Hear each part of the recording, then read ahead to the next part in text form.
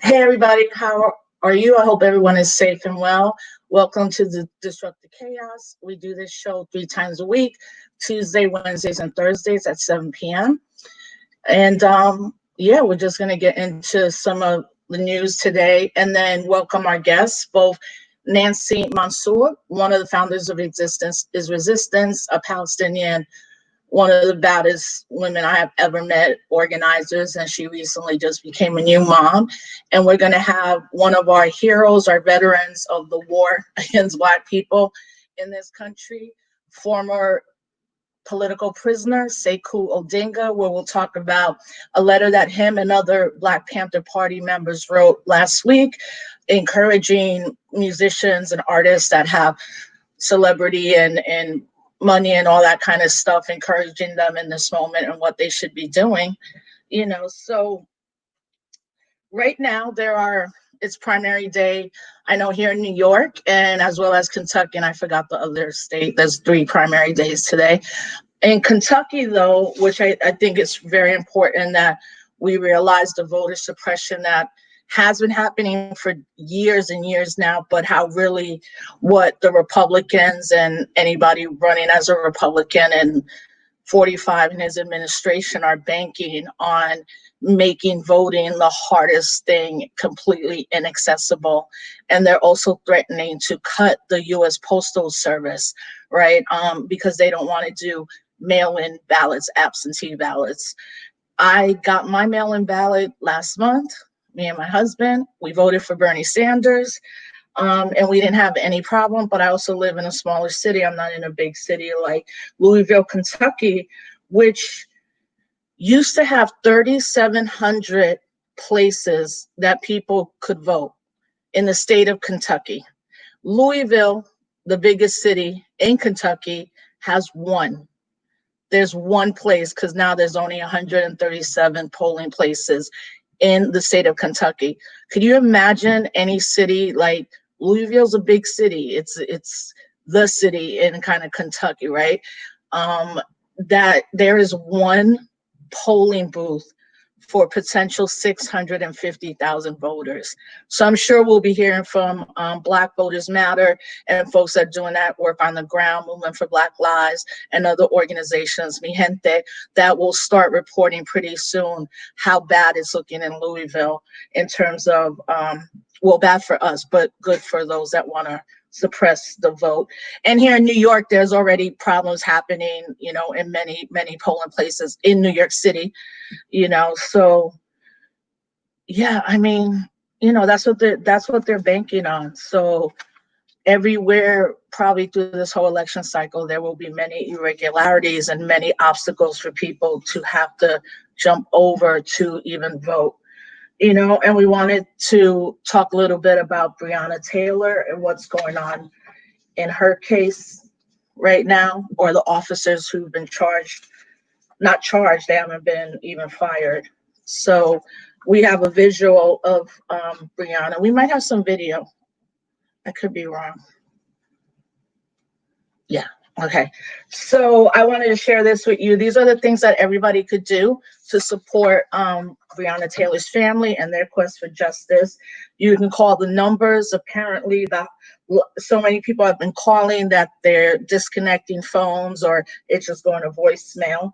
There's a script there that you can say when you call these officials, and you can use social media and tweet at Governor Andy Bashir and many other local representatives there in Louisville. And if you don't know who Breonna Taylor was, on March 13th, I'm going to read a little bit from the New York Times article. On March 13th, Louisville police officers executing a search warrant used the battering ram to enter the apartment of Breonna Taylor, a 26-year-old African-American emergency room technician, EMT.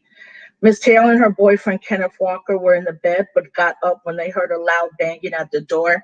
After a brief exchange, Mr. Walker fired his gun. The police also fired several shots, striking Ms. Taylor at least 8 times. So first, these are called no-knock warrants, and that is one of the asks that everybody who's out there fighting for defunding the police or abolishing the police, these no-knock warrants. Second, it's Kentucky's an open carry state, so her boyfriend did have a gun, and he could legally shoot back, which he did.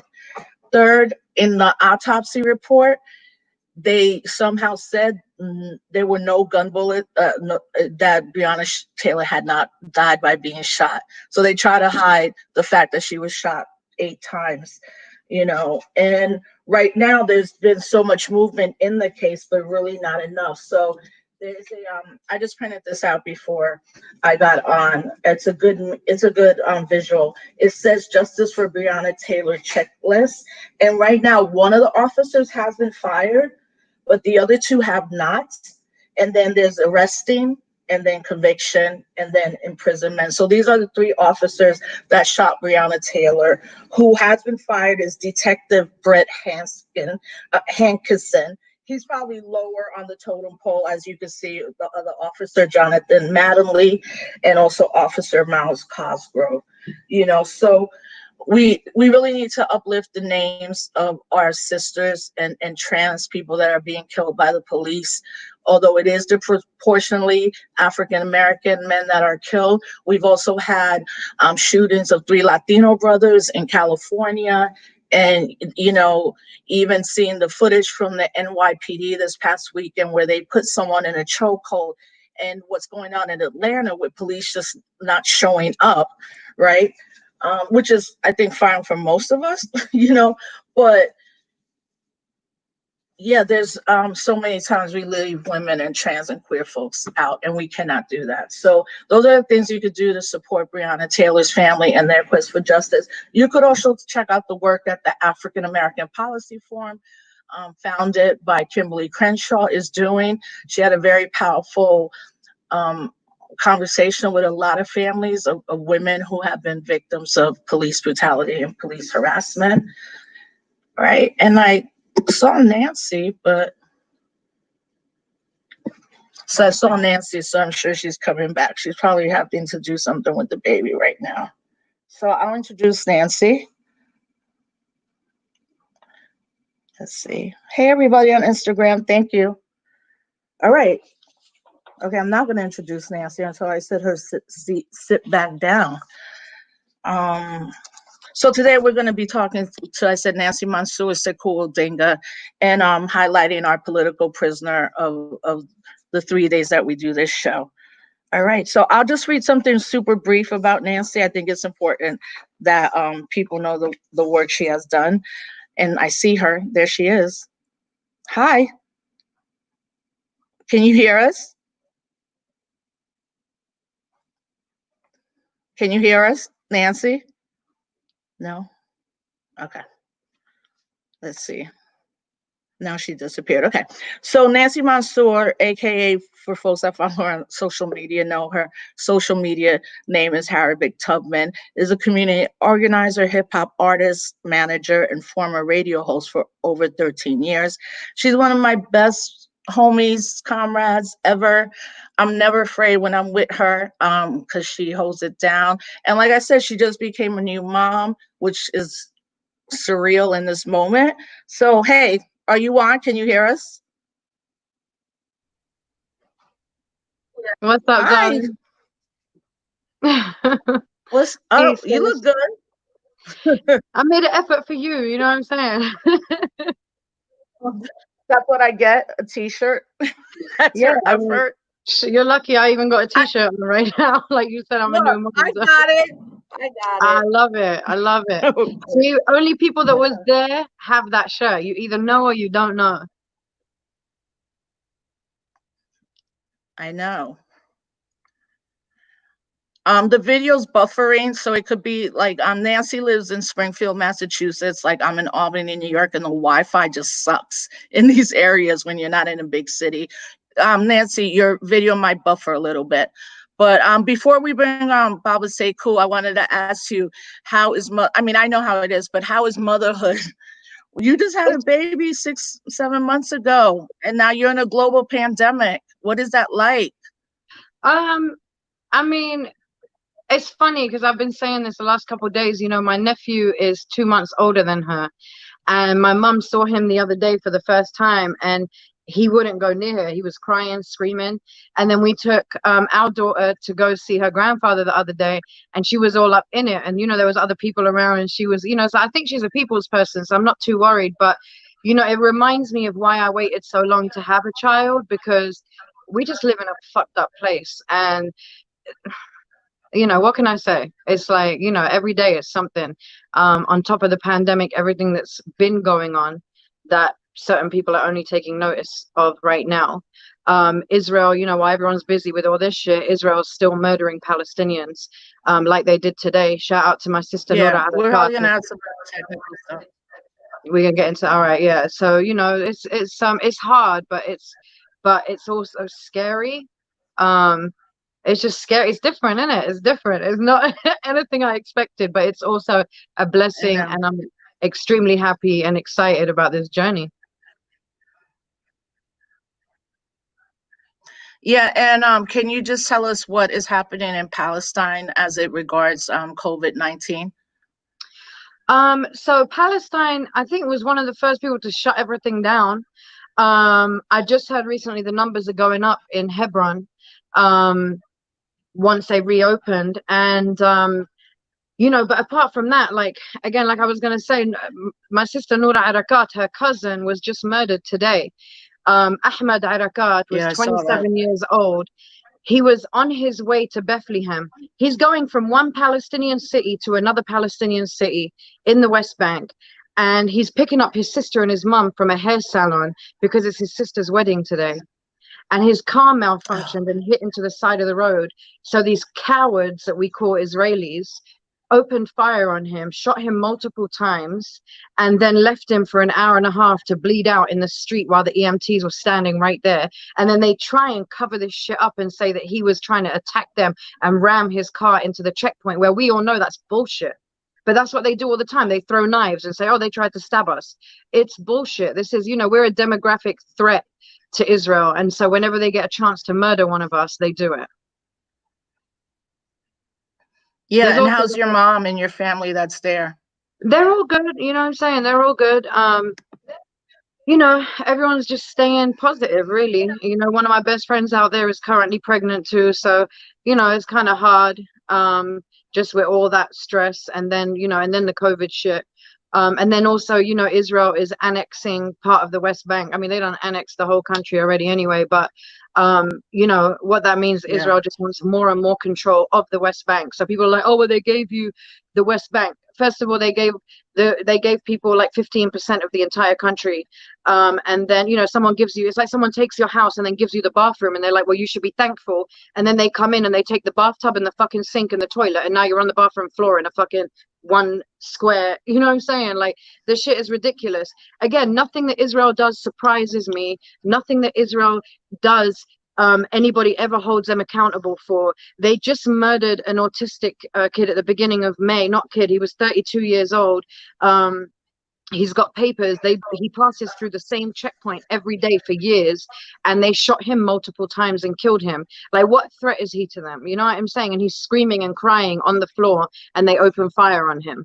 And this is typical, this everyday Palestinian life. And I'm just sick of this shit. And it's just, you know what I'm saying? Like, Israel is a racist, terrorist, illegal state, and anybody that supports it is a terrorist also. Sorry, I just went in. Well, look, thank you for, no. I'm like, really, today's just... No, that's fine. That's why we have this platform. It's all good, girl. All right, so I'm glad you gave us that update. We'll try, you know, keep us updated on what's happening, so we could definitely let people know, especially since there's been so much worldwide solidarity for George Floyd. For me, it's fascinating how the rest of the world is reacting, the artistry and crazy shutdowns, labor strikes, and everything that are in solidarity with what is happening with brothers and sisters and non-gender conforming people that are African American, Black, some Latino. So I'm gonna bring in Baba Sekou. I always want to read the whole biography, but I'm like, it's so dope. I feel like if you don't know, You might not want to watch this show, but whatever. Look, everybody, let me just say, this is Baba Sekou Odinga. He was a U.S. held political prisoner in prison for over 33 years for fighting for the freedom of Black people and the building of the Republic of New Africa. We are so lucky he was released in 2014, and there has not been one protest or one anything that I have been at where Sekou is right there. Thank you for joining us. You're welcome. Peace to everybody. So how are you feeling? I feel pretty good. Hanging in there. One day at a time.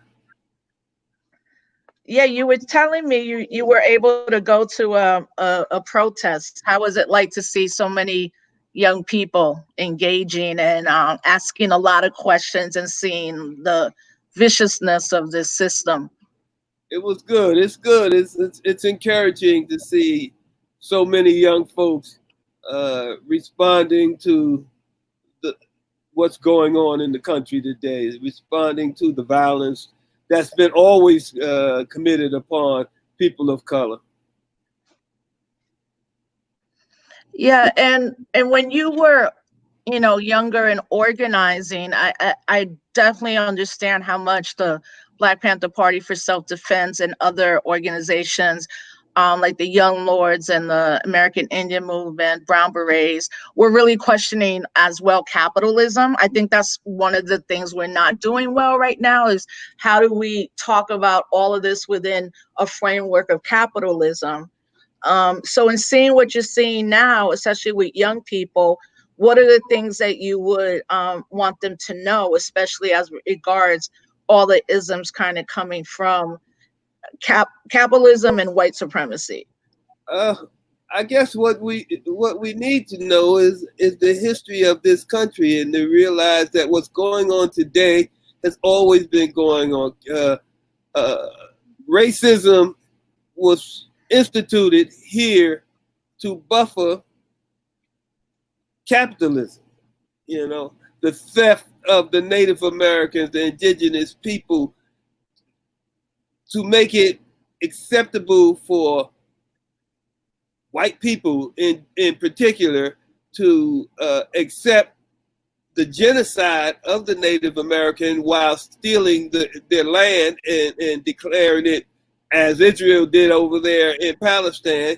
They take the land and change the name and make it, now it's the United States, but these were nations of Native American people whose land that they just stole and kidnapped Africans to bring them over here and enslave them to build the land. That was all about capitalism. That was about making money. So that's why this country is now considered the richest country in the world, because they built it on the slavery of people that they didn't have to pay $1 for any of their labor, and give them the garbage to eat that was left over from whatever they ate, So I think it's important that people actually know the history of this country, the real history, not the bullshit that they teach us in school about George Washington chopping down the cherry tree, because we know George Washington was a slaveholder. He was a slave driver who never wanted to Black people to real. People say he freed his slaves. He didn't free nobody until he was dead, and then he didn't have no choice. Then he was gone. He couldn't enslave them no longer, But he had a slave. What was her name? Ona Judge, who he chased all his life. She broke out and she escaped slavery, and he never allowed her peace. He hunted her every day that he was alive. He hunted her to bring her back into slavery. So that's the history they don't teach us. And that's the history I think young people really need to know. It's the true history of the United States and what this real capitalist system is really all about. The violence that. And how would you? Go ahead. How would I what? I was going to ask you, how do you contextualize what is happening with the statues being brought down. I mean, I know that in the area of public history, we were taught that like in Germany, there are markers everywhere where the Nazi had atrocities. There's markers all over the country, and it's actually part of the curriculum from the time they're younger all the way, especially if they go to university. So seeing these statues being torn down, do you think that's an important thing where people can take something right in their hands, or what's your feeling about that? I guess my feeling is that I think young people are starting to recognize some of what I was just talking about, the history of this country. And because they're recognizing it, they're rejecting some of it, which is in and of itself, I think is good. It's a step forward rather than backwards, Of course, in this country, they don't only use these statues as markers, they praise these statues. These are their heroes. Right. People are want to fight against having these statues torn down. People want, as Trump says, let's make America great again. That's what he's talking about. That's when it was great to them, when whites totally controlled everything, and that's what they want. So I think that young people starting to recognize what these statues really stand for and wanting to remove them, it's a good thing. It's a good step forward. Yeah, so we want to show this video of you, and then we're going to go to Nancy, both of you together. Okay, what video is this? It's from your website. It's from your website. It's all good. It comes from your website. Oh yeah, okay. It's not a home video. Yeah. It's yours.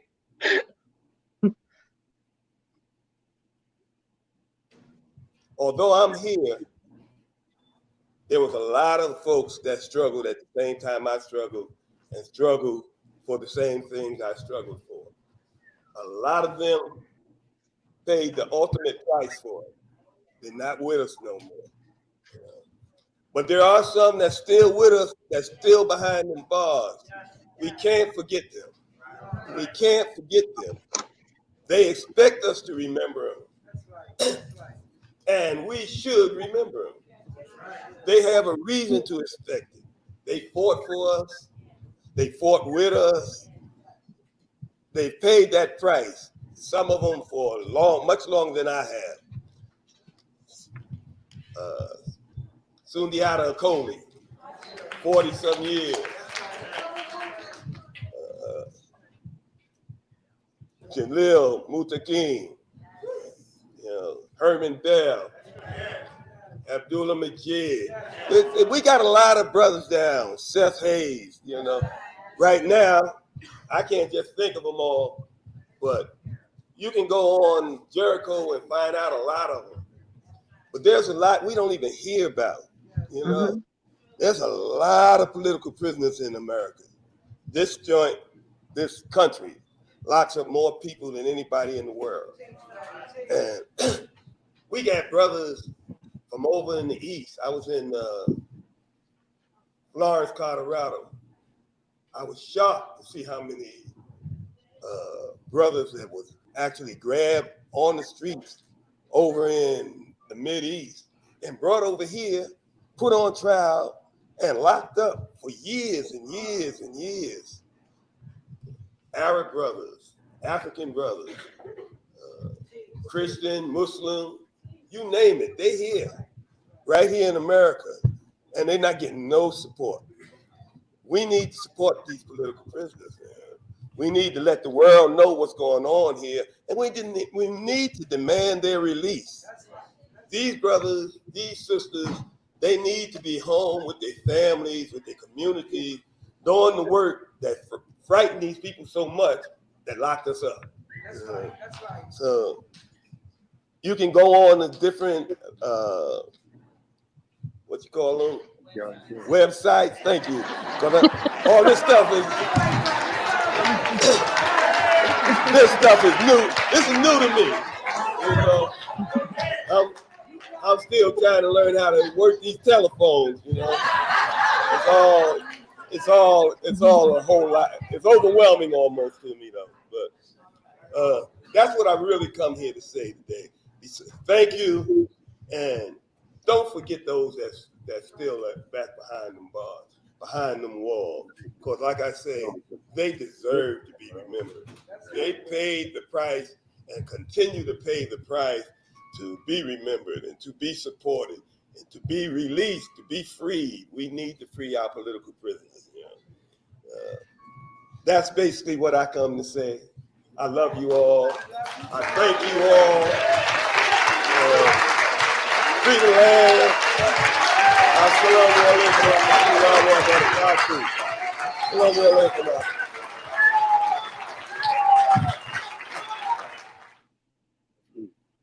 Oh my God, that's amazing.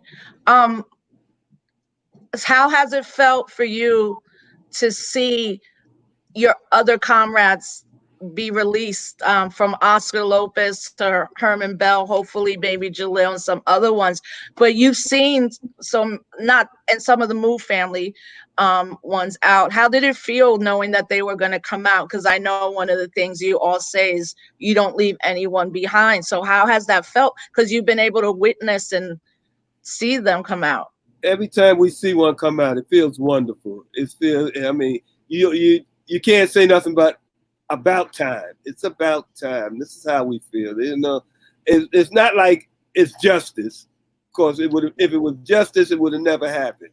You know, but I always feel like, wow, about time. So glad to see another one make it in. You know, yeah. So it feels good. You know, but I'm always got that feeling of feeling bad about those who's left behind, as you say.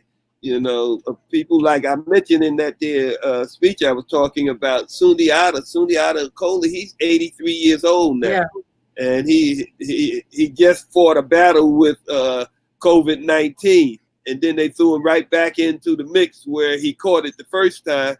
So now he got to worry about going through the whole thing all over again. And once a judge actually freed him, and the state of New Jersey went back to their Supreme Court and asked him to overturn the judge's decision to allow him to be released, which they did, overturn it. Same thing just recently happened to Jalil Muttaqin. A lower judge ruled that he should be released immediately. Our own black Attorney General Letitia James. Letitia James ran into the court and into the appeal courts and asked them, no, don't let him go. You know, after she told us she was gonna be an advocate for the people, but she come right back and advocated for the police departments and the governor and said fuck the people. You know, and so, and he too. Yeah. After they overturned that decision, he too contracted the COVID-19 and had to fight it off, and he's still fighting it off. He's still battling it. I mean, he's getting better. It seems to be getting better, thanks be to the Creator. But he should never been in there, because the judge had released him before he ever caught it, before he ever contracted it. But again, our own black attorney general is the one that kept him in there. But so many of them, that was Jalil Muttaqin. So many of them are still in there. Asada Shakur's daughter's father, Kamal Siddiqui, just was taken into the hospital, where he's now fighting for his life and fighting for his leg. They talking about amputating his leg.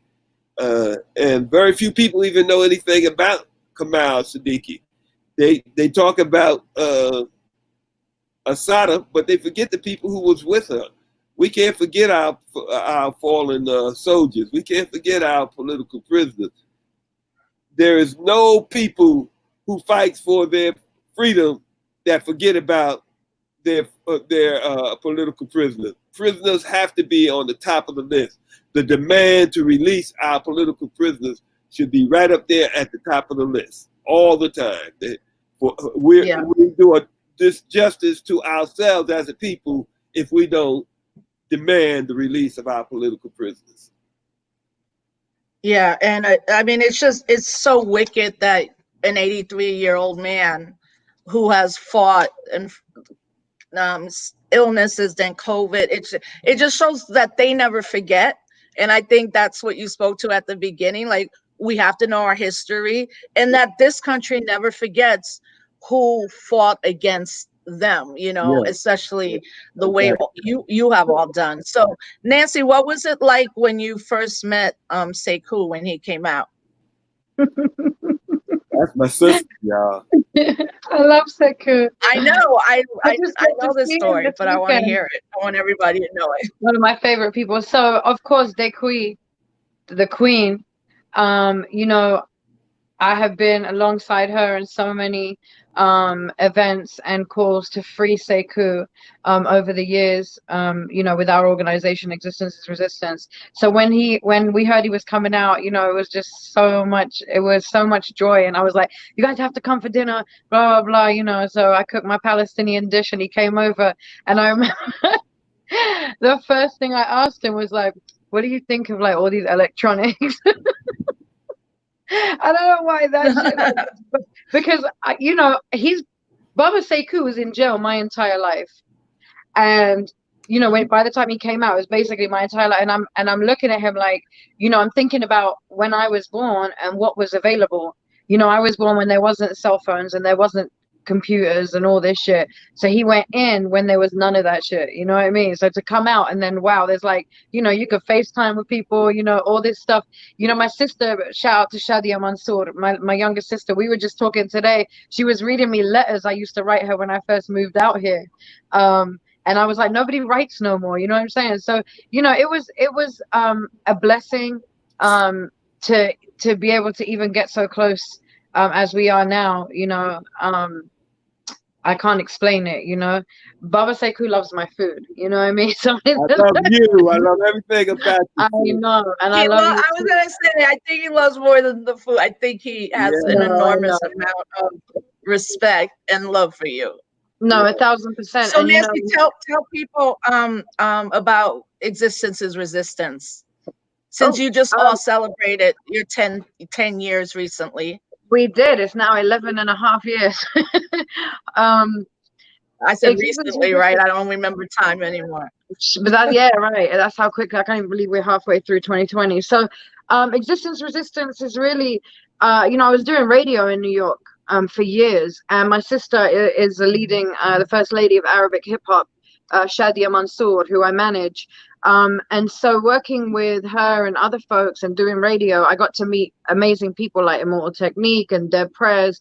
And so when Gaza was being bombed in 2008, 2009, I just felt really, really helpless. Like I just felt I needed to do something. Like I was losing my mind just watching little kids get blown up every day. And it was like hundreds of people dying every day.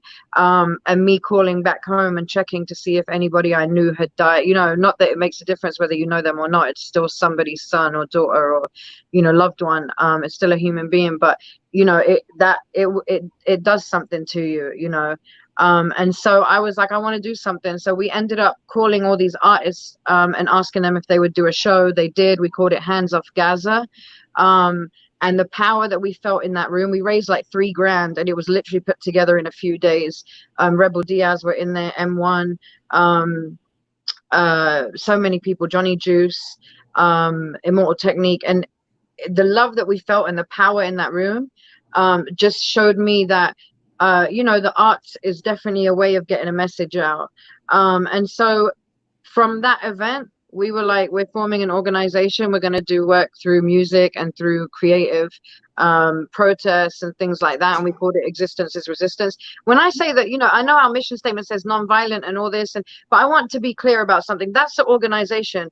As an individual, I'm very, very aware that there is nothing that is taken back without arms. Like the armed resistance is a very important part of every movement, and people can say whatever they want about that, but these people in this country, and you know, the people that call themselves Israelis, who are really just some white Europeans, they didn't take it with peaceful protests, holding hands and fucking skipping to the wall and shit that people want us to do. You know what I'm saying? Nobody took nothing in the history of anything ever peacefully. So, you know, we do our work, but I also definitely support armed resistance as it is legal and, you know, under international law to fight an occupation in your own country. So Existence is Resistance has been running for, you know, 11 years. We take youth and artists to Palestine. We've taken M1 Adepres to Gaza in 2009, Loki, Marzi. We've done these tours over the years because really I feel, even though we do the workshops with the kids and all that, I think people take more from the people out there than we really give them. You know what I'm saying? Because for them to live in that and still have hope, I mean, once you see what it is with your own eyes, that's why I do this, because I think people have to have that firsthand experience to really understand what is happening. You know, you got to go out there and see it for yourself if you're able to. And we help people that, you know, otherwise might not be able to afford it or can't, you know, wouldn't have a chance to. We've taken some really dope people out there. And it's really each one teach one. Each of these people come back and they speak to people they know, you know, and that's basically what we do. But although our focus is Palestine, we've worked on many issues. Obviously, political prisoners here in the US. We support the Black liberation struggle 1000% from the beginning, from, you know, when half these people that are doing it now were not supporting us and telling us we got our own problems. Why do we need to support Black people? These are ignorant motherfuckers that have jumped on the bandwagon now because it's cool to say Black Lives Matter. Yeah. But we know who's real and who isn't. I'm not going to start a whole call on the show, but that's something we should definitely talk about. I think we need to, as somebody in Existence Resistance said, we need to decolonize the movement of these people that are pretending like they give a fuck about Black lives, and then want to hide the Arab racism that we have in our societies. But yeah, we've been doing work, you know, around the Congo. We've done work all over. Anything that we see that we feel is fucked up and wrong, we're going to be there to call it out. That's Existence is Resistance, because us existing and being able to call these bitches out is resistance in itself. Sorry, Baba. Yeah, I mean, we're going to show a bit. Yeah, we know you. It's fine. It's all good. We need that, because really, like, if we were just to look at what's happening now, first, like, all these corporations all of a sudden saying Black Lives Matter while they're firing Black workers. Yeah. Or they invested in private prisons, or they're invested in tear gas that is used not only in Palestine but here as well. Go ahead. What were you going to say? Sorry, Baba. Go ahead. I said, and in these private prisons and stuff, there are a lot of them is already invested in these prison corporations. Right. Yeah. I wanted to say, like, Hennessy are now giving a grant to Black and brown people. Do you see white people ever drinking Hennessy? Black people made Hennessy as rich as it fucking is, and now they want to give people grants. Fuck out of here. What they're really scared of, like Ben and Jerry's too. Ben and Jerry's have ice cream factories in the West Bank, in settlements that drive on Jewish only roads. You understand what I'm saying? So they're full of shit too. You can't be okay, you know, with this racism but not be okay with that racism. You know what I'm saying? Right. The only reason that people are giving grants and all this bullshit, they're trying to bamboozle the movement, is because they've realized that right now, in this moment, is when people say, let's boycott this company, motherfuckers are going to boycott the company. You understand what I'm saying? So everybody's scrambling to save their own ass. So don't believe all that bullshit about, oh, they're giving a $3 million grant to Black. Get the grant, take the grant. I don't give a fuck about, take their money. But, you know, don't support them like that. Like, they're not, you know, they don't really care. They don't really care. Yeah, and what it really is the system now adjusting to what is happening in the streets right now, you know. And even with that, what is happening in comparison to what the system does in all aspects of our life, like, I'm always like, they're kind of lucky that every Black and brown person is not on the streets literally shutting down the country, you know. Right. And part of it is because of the military might that they have. Like, we might not win militarily, but the power of the people can win, you know. And also all the propaganda with the police. Like, I'm not going to a rally and sitting next to a police officer. Like, why are they even there? How are we begging even them to letting kneel. them? Begging It's them to so kneel. much Are you kidding me? propaganda. Yeah, it's Begging them to crazy. kneel. And Crazy, bro. Crazy. I'm sorry. Shit's no, it crazy. is, and we have to keep talking about it because as the system readjusts, as this potential second wave, half of these states are now seeing COVID rise again, and in the meantime, they're changing up laws behind our backs or policy all through the Trump administration, right? Like, what are they planning? What are they taking away? I mean, today he took away visas and green cards. Last week, he wants to still take away DACA. And these are kind of still reformist kind of things.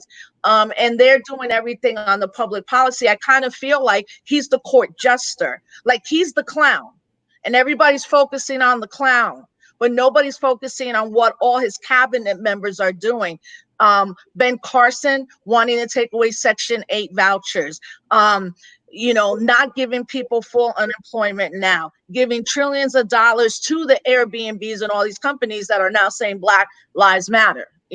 Meanwhile, he's being the white supremacist megalomaniac that he is. And, the only recourse that people think is voting, as opposed to, no, organizing is the recourse to all of this. Like, what's the point of having a Black attorney general who lies to the people, and then the minute she's in office won't release somebody that essentially has already been released? What is the harm that Jalil Moonty can like? She would, I mean, at the end, I think none of these elected officials would be there if it was not for the Black Panther Party, the Black Liberation Army, our power movements in this country. And they should be every day very thankful to all of those behind the wall who fought for not only quote equality, but who fought for human rights. So I want to show this video of you, Nancy, because people should know that to be called a Zionist is to be called anti-Zionist or any, I'm sorry, to be labeled anti-Semitic, excuse me, is usually like a death blow, if you're a public person. But because not only are you a public person, you're not in this nonprofit catch thing, but you've been subjected to like vitriol and hate. And I know you have, and you just like, you're so strong and you kind of brush it off. But, I think it's people need to know that when you're dealing with a global system like that they're trying to shut up everybody. You're not one of those people. So we're going to show this video of you at one of the protests that you were at.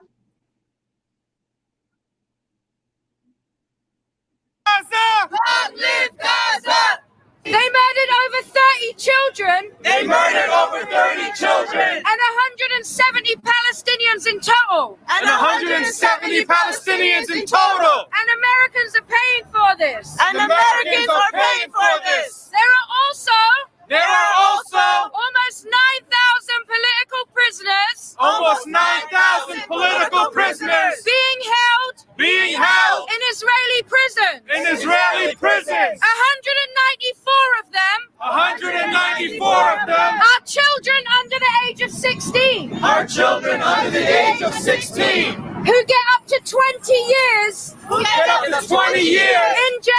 In jail. For throwing stones at a soldier. That shoots at the child. Fuck you. Why are you Fuck coming? you. I said it. Fuck you. Why are you coming in the middle of it? Fuck you. You Jew-hating motherfucker. No one there's Jews with us.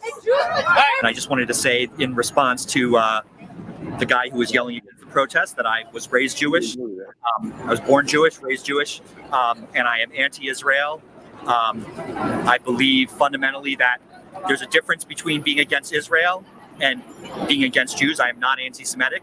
Israel is an apartheid state that brutally oppresses Palestinians, that will not let people return to their land, that forces people through checkpoints, that terrorizes the entire region with their nuclear weapons. And I stand firmly against Israel, and I stand firmly with the Palestinians, but that has nothing to do with being for or against Jews. One of the many, and that was a relatively calm one that day. I mean, why is Times Square there? I remember that. Yeah, exactly. I think I was out there that day. That was downtown in Times Square. Times Square. Yeah, I was there that day. Yeah. Yeah, of course. And you're that's the other thing. We had done a panel last year in Philadelphia with Mark Lamont Hill and Asha Bandeli. A bunch of us were there. And I asked you, I'm like, how are you not bitter? Like, how are you not? Yeah, I guess that was it for me. I was like, how are you so loving and just who you are? You know, that might be an esoteric question, but I do think about how many years you spent. How do you come out of that and be just right back in with us and teaching us and guiding us and just loving? You're loving. What was it that Che said about a revolutionary is motivated by love of the people? So By the greatest feelings of love. Yeah. You know, so that's what it's really all about. We love humanity more than we hate the enemy. You know. So, yeah. I love Palestinians. I've been struggling with Palestinians for many, many years. My struggle with Palestinians go back to 1970, with back when PLO was still you know. When they were still, yeah, exactly. When they were still respected. Yeah, they were still revolutionary, you know. Right. And they were very supportive of the Black Panther Party and Black people's struggles over here in the United States. So I think the answer to your question is that we love humanity. We love people. We love the masses of people. Of course, there's way more people who are human, who have humanity, than these hateful devils who are. That's the 10%. It's a little more than 1% of them. A lot of times we say they the 1%. I think it's a little more than 1% of them bastards. But that's the 10% that we're opposed to. The 90% we love, you know, because they are human and they are being oppressed by this 10%. Can I add to that and just say, Baba Sekou said at the beginning how important it is for people to learn their history. And this is a perfect example because, you know, I've done shows of Palestine through my eyes on the Existence Resistance Instagram page with people we've taken to Palestine. And when I've had like Mark Lamont Hill or M1 of their press, the questions of these young people are like, oh, why do we give a fuck about Palestine? Fuck Palestine, blah, blah, blah. Mm-hmm. And if people learn the history, then they know that this isn't a new formed, you know, relationship. You know what I'm saying? Like they've been, like you said, people who were struggling with Palestinians in 1970, where you all knew each other's history and supported each other's struggle. You know what I'm saying? But people that are not educated on what's going on will never understand. You know what I'm saying? And so people have to educate. That's why we have to educate Palestinians, you know, on their racism. Yeah. People I mean, what is anti-Semitic? Who are the Semitic people? Definitely not these European Jews that are rising up and trying to take that from the Semitic people. Also, you know, when I was coming up, I thought the Arabs were Semitic. You know, I didn't know that it was the Europeans that had become the Semitic people. I've never been anti-Semitic, you know. Because I hate these Zionist devils who've been controlling our schools and being the slumlords in our cities. That don't make me anti-Semitic. I love my sister there, who's from the Semite people. You know? So we have to, again, history. That's what people need to know. History. They need to really educate themselves and not keep letting our enemies educate us, because they're not going to teach us the truth that's going to free us. It's not to their benefit to give us the truth. Right. Oh, definitely not. And one of the things as well around people knowing their history is that as far advanced as we are, like it's 2020, and people have access to information within 5 seconds. I do see a lot of the movements lacking a global perspective right now, right? And I do, hope that people would read, whether it's Fanon or Cabral or so many Pan-Africanists, people, because it seems that with all the information we should have a better understanding of what, like, if slavery was global, or let's say in the Western Hemisphere, then anti-racism against Black people is also global, and how we fight should be global. And I do, hope that younger people start, maybe even have like consciousness raising meetings or whatever, because this idea of always being fixated within the borders of the United States, while people around the world are in global solidarity and doing things to address what is happening against migrants and Palestinian people, and just wherever we are as a people, here we see more of a narrowing of people's consciousness around, what does it mean to be human, but what does it mean to be a global people fighting against white supremacy and settler colonialism and all of that. So recently, Baba Sekou, you with some of your comrades wrote an open letter from the original Black Panther Party members to Black artists, Black hip hop artists who have an interest in our community. And we're going to post it and people can go see it.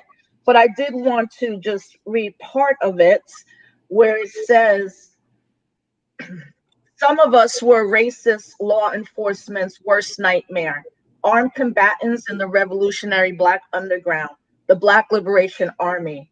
Much of our history and our people's struggle has been kept away from you and seemingly unavailable to your generation as you reinvent what was done in the past. Our people's enemies haven't changed, circumstances and conditions have. History never repeats itself, but it damn sure can rhyme. The question is, where do we Black people, oppressed people, go from here? A war that began when, as Malcolm said, Plymouth Rock landed on us and has continued to this day unembedded.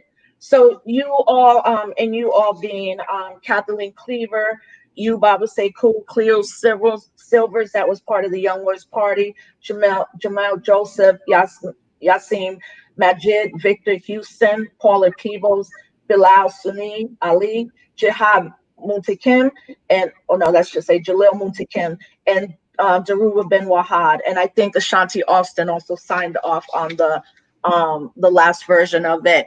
Why did you all feel as our elders and our warriors that you needed to write this letter at the moment that we're in? Because I think as we look around and see what people are talking about doing, we don't see no real organization. We don't really see something that's going to be lasting, that's going to really challenge the status quo, going to challenge this system. And I think at this point in time, this is a real historical time where people are rising up and wanting to do something and wanting to be a part of something serious. We think that we've been there, done that. Maybe we can give you some information, some history, some tactics that will help us bring our people together in an organized fashion to make a real difference. Yeah, and I mean, you all also put to pretty big names in hip hop: T.I., Killer Mike, Cardi B, Kanye, P. Diddy, Jay-Z, Ludacris, 50 Cent. And I'm wondering why y'all chose those artists specifically. Is it because they do have high, incredible visibility in our community? Or is it the wealth that they have attained, that they have really not done anything to institutionalize a lot of this work that's happening? Well, I think a lot of the first and a little bit of the second also, because they really do have the ear of our young people. If JC or 50 put something out there, people going to listen to it. Whether they agree with it or not, they'll at least listen to it. So we feel like reaching out to them in particular because of their high profile in our communities, especially among our youth, was a good start. If they'll, and some of them have stepped up and want to sit down and see which way we can go and how we can pull something together to create something. Maybe we could call it a united front against fascism, or a united front against violence, and etc. But all these other areas have to be looked at also: education, health, the healthcare, housing, you name it. I mean, we can't just think of the violence of the police, because all this other stuff is violence too. My wife always talks about the violence of poverty, So we can't forget all these other areas of our lives that we need to be dealing with. And so hopefully, if we can sit down with these entertainers, these people who we think got the ear of our people, we can maybe advise them in such a way that they can be a real help in organizing our community, because we got mobilization. We don't have no real organization. Our people are not organized to bring about no real change, and that's what we need. Yeah, and a lot of it is, and as it should be, there is a reaction to what continues to happen, but we're always on the defense as opposed to being on the offense and creating institutions where younger people can come up. Now, I would say I want to bring you back after you have this meeting. I wish I could be there and be like the fly on the wall, because I don't know if younger people really listen to these, almost all of them that are 50-year-old hip hoppers, right? And the reason I say that is because just a little while before I came on, there is a show called Drink Champs, and it's Noriega, who's old school, but a lot of these, probably except for Cardi B, all of these brothers and everybody here except Cardi B is definitely in the pushing to 50 years old. And so they had this interview with this Drink Champs host, Noriega, and they brought in Russell Simmons, right? And Russell Simmons has been accused of raping countless number of women. He has moved out of the country to not be extradited. He's moved to a country where I think it was Bali, maybe Thailand, where there's no extradition treaty with the United States. And there were Mark Lamont Hill was in the interview, and Talib Kweli and my son was in the interview, a hip hop artist from the city that does a lot of work with Gathering for Justice. And I mean, the reaction the last 4 hours has been swift and condemning. The fact that Tidal, that Jay-Z owns, and then Noriega, who's like down with these artists, would even think that it would be okay to talk about Black Lives Matter with a rapist. And a younger sister said, this is why we don't listen to hip hop artists, period. We don't even engage in the culture as younger people. Not more of a question, just an observation right now, because the younger folks. I got a call from someone, a young woman who's got the ear of some of the younger hip hops. And she told me basically the same thing. Forget them dudes. They ain't nobody. We don't want to hear from them.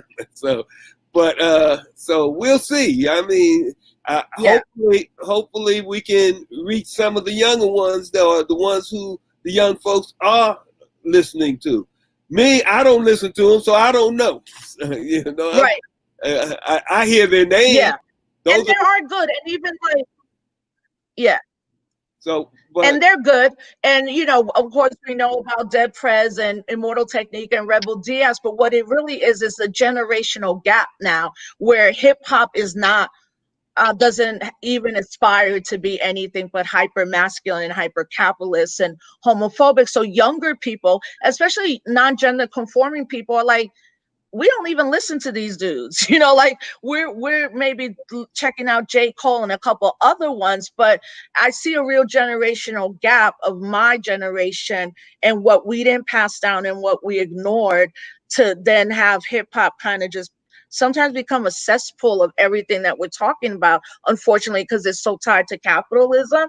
But I can't wait to hear as much as you can tell us when you come back from that meeting, because the flip side of this is that they have not been exposed to y'all, like in a meeting or a gathering. And I think that's important, because we all have our right to critique, but we also, know that we can mobilize them. And I hope that happens. I really do, because it's incredibly important now that we begin to institutionalize a lot of things, but also tell our stories and our narratives. And Nancy, that's something you're doing with the film Black in the Holy Land. And can you talk a little bit about that before we have to go? I'm going to let Baba Sekou have the last word. Yeah, in 2011, on one of our tours in Palestine, brother Logic from the UK, shout out to Logic, he noticed, a dark-skinned brother, a black brother in Palestine. He was like, yo, who's that? I said, I'm guessing he's Palestinian. You want me to go ask? He said, yeah. So I spoke to the brother and he told me, I was like, where are you from? He's like, here. And it turns out he's from Tul Karim refugee camp, which is like 90% Black Palestinian. So we ended up dropping our plans the next day and we went to that camp. And ever since 2011, I've been, speaking to more and more people, finding more and more Black Palestinians all over Palestine. Everybody's story is different. We've got Afro-Palestinians in Jerusalem, and they call themselves Afro-Palestinians, not the way that African Americans are called African Americans here, or we're called Israeli Arabs, but Afro-Palestinians because they came from Africa 3 generations ago, some as pilgrims and some to fight in the resistance with the Palestinians. And then you have Black Palestinians that have been there before anybody else that will tell you, I've been here, my great-great-great-great-grandfather been here before, the olive trees got planted, you know what I mean? And so it just, it sparked my interest because, I've been working on issues out here in the Black struggle, and it bugged me out because I was like, well, I wonder what it's like, being Palestinian and Black. And Ali Jeddah, shout out to him from Jerusalem. He said something where he said, we're double oppressed. You know what I'm saying? The Israelis oppress us because we're Palestinian and because we're Black. And so anyway, it led me to just do more and more research. And so since 2011, I started filming, the different Black Palestinians we came across in different communities, and we focused our tours more on visiting Black Palestinian villages and refugee camps, and in the desert, and also not just Palestinian, but the Sudanese and Eritrean refugees that were dumped in the desert by Israel in an area called Halot, which they called a detention center, but really it's a prison, and the film will show you that. Fast forward a couple years ago, Mark Lamont Hill was in Palestine. We bumped into each other through the Dream Defenders, shout out to Ahmed Abu Znaid, and he wanted to join our tour. We were going to the prison that they were holding the African refugees in, and also to a Black Bedouin city called Rahat. And he asked if he could come along, and he came. And I told him, we've been working on this film, Being Black in the Holy Land. It's something we want to, and he joined. He basically joined forces, and he's, been producing for the most part. Him and Stacey Mohammed, shout out to Stacey, have been really working hard on this film, which is so powerful. Like, people don't understand, like, it's not even a focus on the occupation, like but it's so, the occupation is like in the forefront without even it being about that, you know what I'm saying? Yeah. Because restriction of movement and just being Black in Israel, the only word they have for Black people is kushi, which translates in Hebrew to the N-word, and they don't see nothing wrong with it. So we cover all the communities that we've come across, including Dimona, the Black Israelites from Chicago. We also cover the Ethiopian Jews, who are treated like shit, basically. The women were injected with birth control without their knowledge, a really bad fertility drug, anti-fertility drug called Depo-Provera, which they were injected with without their knowledge. And then when their birth rate dropped, you know, everyone was tested and they found out that they had it in Israel, you know, that they'd been injected with it. And Israel then acknowledged that they did that because they didn't want the black race to multiply in Israel.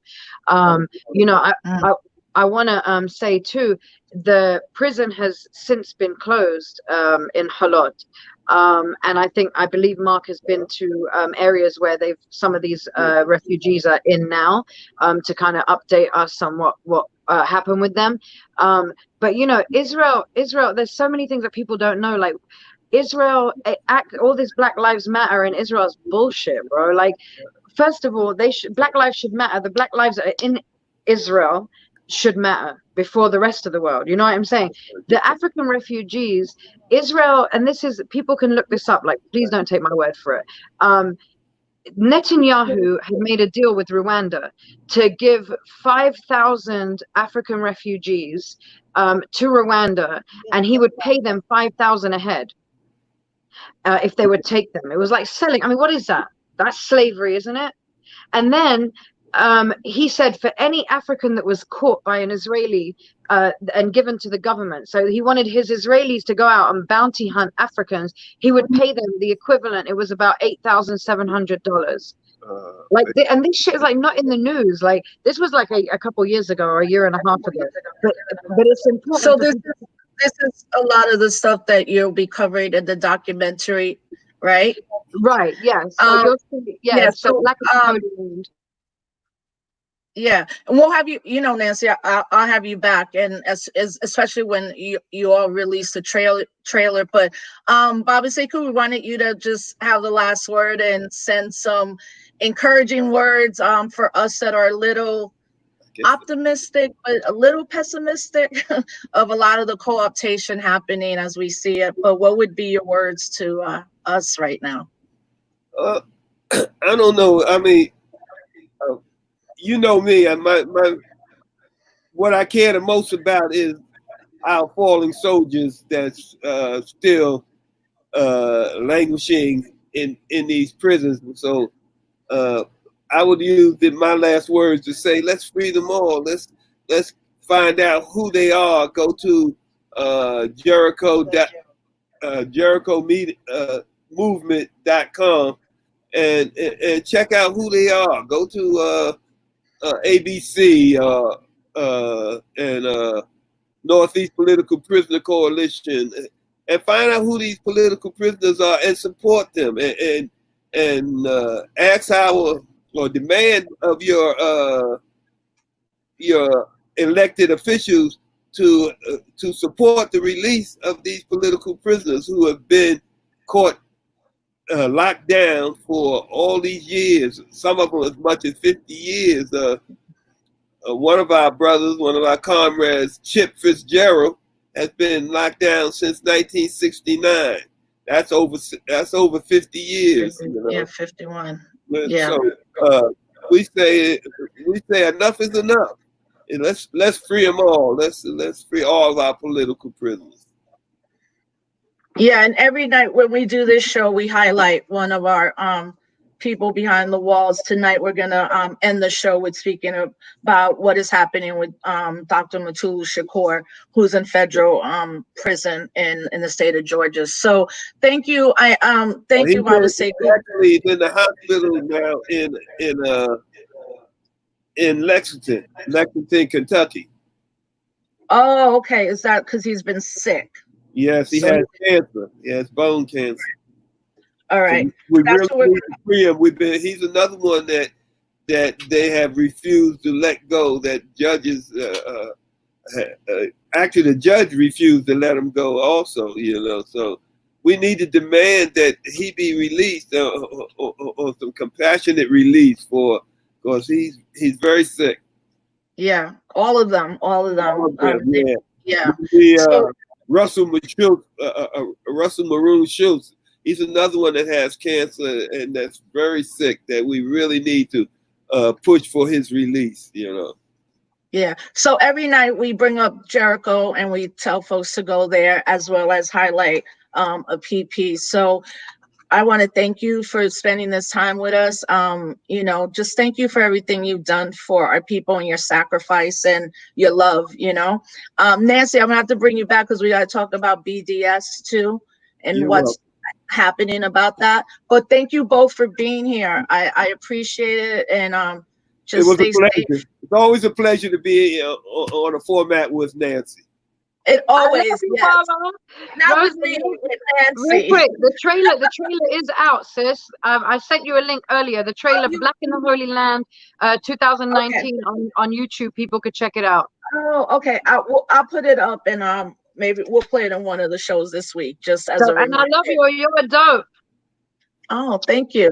And everybody, go to Existence is Resistant, or just hit Nancy up on Instagram, how you could support. And the same, Baba Sekou's on Instagram and Facebook. So hit him up too. I know he likes all this. It's a good way for us to communicate. Thank you both. Y'all stay safe and healthy. I can't wait to be able to be around y'all and hug you and give the baby our love, and tell Ralphie we said what's up. I will. Peace. Thank you. I love y'all. Take care, Rosa. Thank you. All right, you too. We'll talk soon. Thank you. Right. Peace. Peace.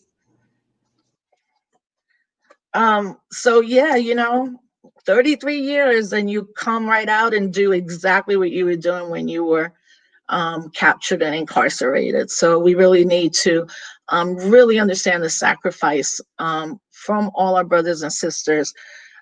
There's so many of them. So you can go to JerichoMovement.com. And today we want to just talk a little bit about what is going on with Mutulu Shakur. He's in a hospital, a prison hospital in Lexington, Kentucky. There is if you go to see a campaign petition, or you could type in support parole and compassionate release for Dr. Mutulu Shakur. The campaign was started by Lumumba Bandeli, as you can all see, and you can see why he was arrested and convicted on trumped up charges and what he has been going through. But at the moment, he has received a diagnosis of life-threatening advanced bone marrow cancer. He had already been diagnosed with type 2 diabetes, hypertension, and glaucoma. And in 2013, he suffered a stroke. Dr. Shakur is 69 years old, aging in prison after 34 years of incarceration. He needs treatment and recovery. We fear for his survival and his life.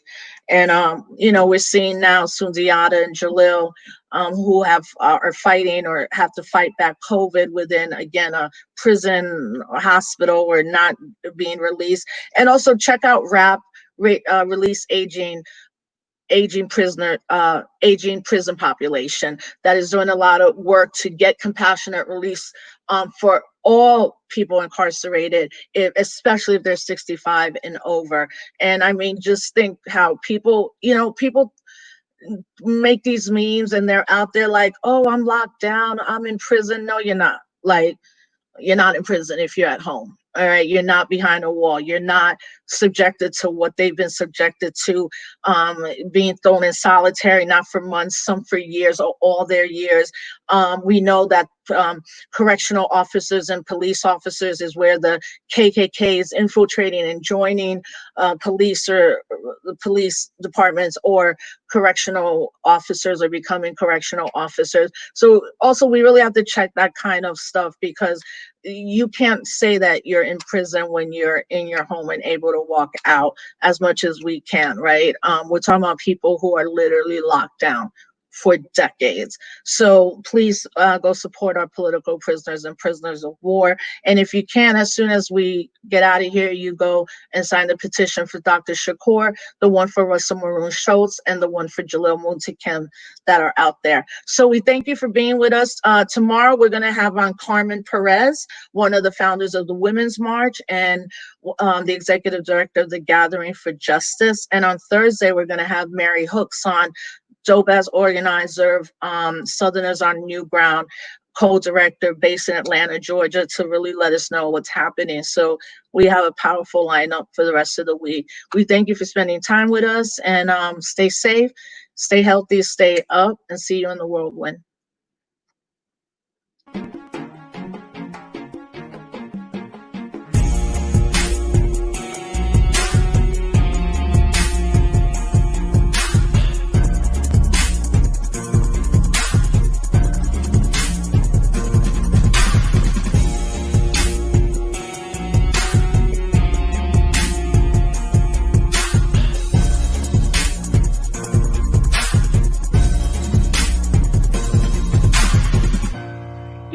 need to know the truth.